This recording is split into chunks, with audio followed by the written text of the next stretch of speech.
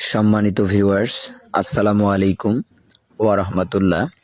সকলকে পবিত্র মাহে রমজানের শুভেচ্ছা ও অভিনন্দন। গোমনাতি মডেল একাডেমি কর্তৃক আয়োজিত পুরো রমজান মাস জুড়ে ইফতার ও দোয়া মাহফিলের আজকে দ্বিতীয় রমজান। আজকে আমরা উপস্থিত ছিলাম আমবাড়ি শুকনা পুকুর বাজার হাফেজিয়া মাদ্রাসা ও এতিমখানা।